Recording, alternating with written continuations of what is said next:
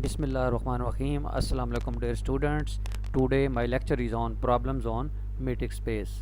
Previous video में हमने metric space को डिफ़ाइन किया था और इस वीडियो में हम इसके प्रॉब्लम्स को डिस्कस करेंगे कि हमने किसी भी फंक्शन को metric कैसे साबित करना है। तो एग्जांपल हमारे पास है, let d from r cross r to r be a function defined by d of x y which is equal to absolute value of x minus y for all x y belongs to r, show that d is metric on r। तो हमने क्योंकि metric साबित करना है तो हम उसके लिए उसकी वही चार कंडीशंस को सेटिस्फाइड करवाएंगे। सिंस हम जानते हैं क्योंकि हमें फंक्शन जो दिया हुआ है, जो डिफ़ाइन करवाया है, वो एब्सोल्यूट वैल्यू फंक्शन है और हम ये जानते हैं कि एब्सोल्यूट वैल्यू फंक्शन किसी भी नंबर का हो, चाहे वो रियल हो चाहे वो कम्प्लेक्स हो, तो आपके पास जो है वैल्यू जो होती है वो रियल नंबर आती है। और इसका मतलब है कि x माइनस वाई जो है वो रियल नंबर्स हैं, x और y रियल हैं, तो x माइनस वाई भी रियल होगा, तो उसका जो एब्सोल्यूट आएगा वो हमेशा नॉन नेगेटिव आएगा। तो इसलिए x माइनस वाई का जो मॉड होगा, एब्सोल्यूट वैल्यू जो होगी वो greater than r equal to 0 होगी for all x y belongs to r। पहली कंडीशन आपके पास सेटिस्फाइड हो गई है क्योंकि D of x y greater than or equal to 0 साबित हो गया। अब दूसरी कंडीशन हमने देखनी है कि अगर डी ऑफ एक्स वाई अगर 0 के बराबर है तो हमने ये साबित करना है कि एक्स वाई के बराबर है।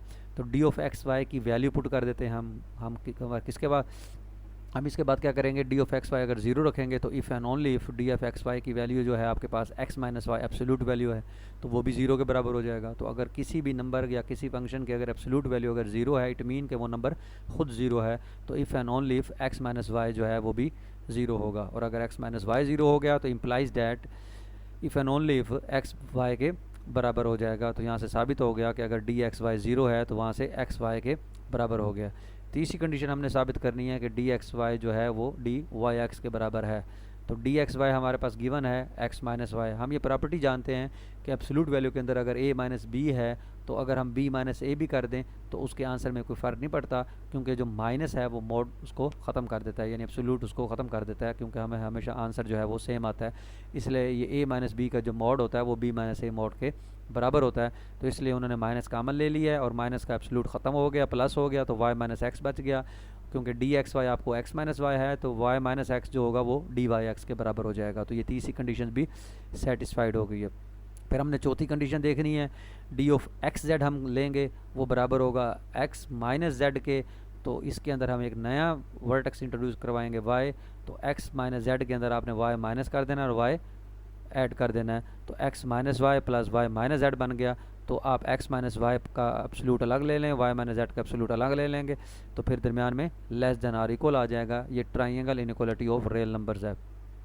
तो ये x माइनस वाई का मोड जो है वो डी एक्स वाई के बराबर है और y माइनस जेड का जो एब्सोल्यूट है या मोड है वो डी वाई जेड के बराबर है। तो यहाँ से ये ट्राइंगल इनइक्वालिटी भी होल्ड हो गई।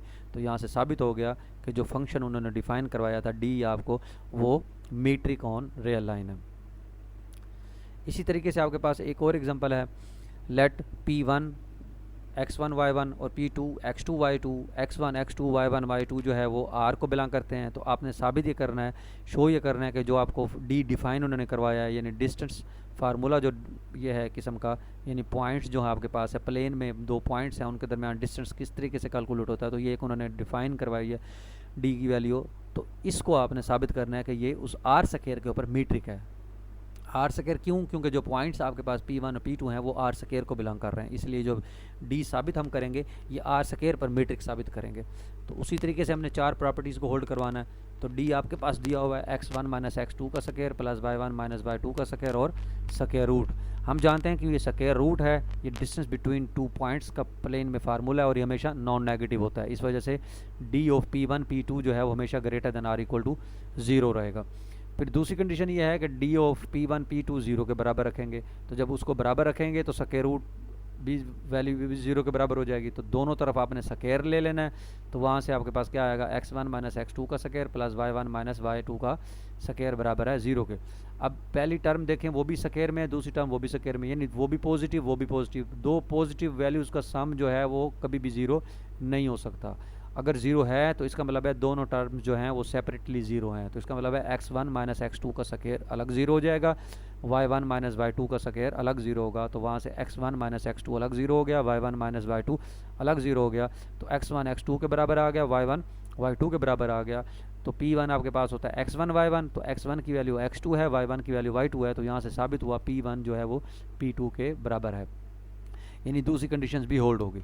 फिर तीसरी कंडीशन हमारे पास होती है x1, क्योंकि हमने उसमें सिमेट्रिक साबित करना है, तो हम d ऑफ P1 P2 का जो फार्मूला है हमने वो लिखा फार्मूला। और हम जानते हैं एक और प्रॉपर्टी होती है कि अगर a माइनस बी का स्क्वायर ले लें या b माइनस ए का स्क्वायर ले लें, ये भी स्क्वायर जो है आपस में बराबर होते हैं, तो x1 माइनस x2 का स्क्वायर जो होगा वो x2 माइनस x1 का स्क्वायर हो जाएगा, और जो y1 माइनस y2 का स्क्वायर होगा वो y2 माइनस y1 का स्क्वायर हो जाएगा। तो ये आपके पास फार्मूला बन जाएगा d ऑफ P2 P1। तो तीसरी प्रॉपर्टी भी होल्ड होगी। चौथी प्रॉपर्टी आपके पास है ट्राइंगल इनइक्वालिटी। तो उसमें आप dP1 P3 ले लेंगे। ये ज़रूरी नहीं होता कि आप P1 P3 लें, आप P1 P2 ले लें और दरमियान में P3 ले लें, तो वैसे भी हम उसको सॉल्व कर सकते हैं। तो d ऑफ P1 P3 का हमने फार्मूला लिखा x1 माइनस x3 का square plus y1 minus y3 के स्क्वायर का स्क्वायर रूट। तो उसके बाद हमने लिखा formula d of P1 P2 का फार्मूला लिखा और P2 P3 का लिखा।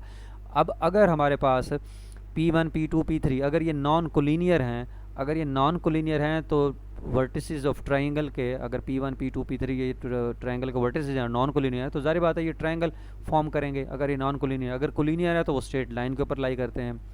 And the length of one side of triangle is always less than the sum of length of other two sides, यानी किसी भी ट्राइंगल की जो एक साइड की लेंथ होती है वो बाकी दो के सम से हमेशा छोटी होती है और डिफरेंस से ज़्यादा होती है। तो देयरफॉर इसका मतलब है कि जो d ऑफ P1 P3 है वो लेस देन हो गया d ऑफ P1 P2 जमा d ऑफ P2 P3। ये हम इन जनरल जानते हैं ट्राइंगल की थ्योरी से। और अगर पॉइंट्स आपके पास कोलिनियर आ जाएंगे, अगर पॉइंट्स कोलिनियर हैं तो dP1 P3 जो है वो dP1 P2 और dP2 P3 के सम के बराबर होता है। तो यहाँ से दोनों को कंबाइन करें तो लेस देन आर इक्वल आ जाएगा। इसका मतलब है ट्राइंगल इनइक्वालिटी भी होल्ड हो गई। तो इसको हम कहेंगे कि ये हमारे पास जो d डिफाइन उन्होंने किया था वो मीट्रिक है आर स्क्वायर के ऊपर। इसी तरीके से हम एक और एग्जांपल देखते हैं। इस एग्जांपल में भी उन्होंने ये डिस्कस करना है कि ये मीट्रिक है, तो ये आप उसी तरीके से कर सकते हैं कि इसकी पहली प्रॉपर्टी हमेशा, क्योंकि ये भी एब्सोल्यूट वैल्यू पर डिफाइन उन्होंने फंक्शन किया हुआ है, ये greater than or equal to 0 होगा। ठीक हो गया, क्योंकि ये पॉजिटिव है वो भी पॉजिटिव है। अगर 0 के बराबर है तो इसका मतलब है कि वो अलग अलग 0 हो गया, तो वहाँ से आप ये साबित कर सकते हैं। इसी तरह सिमेट्री भी हो सकता है। और ट्राइंगल के अंदर भी जारी बात है, क्योंकि x1 x3 है और y1 y3 है, तो उसके अंदर आप x2 को इंट्रोड्यूस करवा देंगे और उसके अंदर आप y2 को इंट्रोड्यूस करा देंगे, और जब एब्सोल्यूट अलग अलग हो जाएंगे तो वो ट्राइंगल इनइक्वालिटी हमारे पास प्रूफ हो जाएगी। तो ये आप इजीली उसी तरीके से सॉल्व कर सकते हैं जैसे हमने एग्जांपल 1 की थी। तो ये भी आपके पास मीट्रिक होगा। इसी तरीके से आप ये इंटेग्रल वाला भी देख सकते हैं। इंटेग्रल वाला भी उसी तरीके से है कि आपके पास f माइनस जी का मॉड और फिर उसका इंटेग्रल है। तो अगर जारी बात है ये इंटेग्रल का मॉड है, इंटीग्रेशन है, तो ये हमारे पास नॉन नेगेटिव रियल नंबर है और उस इंटरवल के अंदर वो डिफाइन है, तो उसका आंसर भी नॉन नेगेटिव आएगा। और जब 0 के बराबर रखेंगे तो इंटेग्रल की वैल्यू खुद 0 हो जाएगी, इसका मतलब एफ जी के बराबर हो जाएगा। सिमेट्री भी हो जाएंगे। और ट्राइंगल के अंदर आपको पता है जब हम मॉड ले जाते हैं तो वो लेस देन आर इक्वल की प्रॉपर्टी में होल्ड हो जाता है वो। तो ये हमारे पास जो है, ये हमारे पास है upper limit of the integral is less than its lower limit, तो and integration is non negative.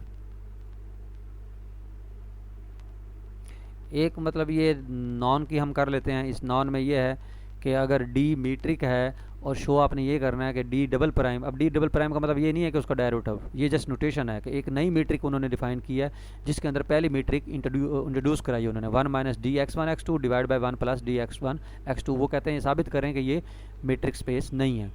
तो इसमें मीट्रिक स्पेस नहीं है तो देखें ये भी मीट्रिक है, ये भी मीट्रिक है, पहली कंडीशन तो होल्ड हो जाएगी। लेकिन जब दूसरी कंडीशन को हम जब 0 के बराबर रखेंगे, तो जब 0 के बराबर रखेंगे तो हमने साबित ये करना है अगर ये 0 के बराबर है तो आपके पास x1 x2 बराबर होने चाहिए।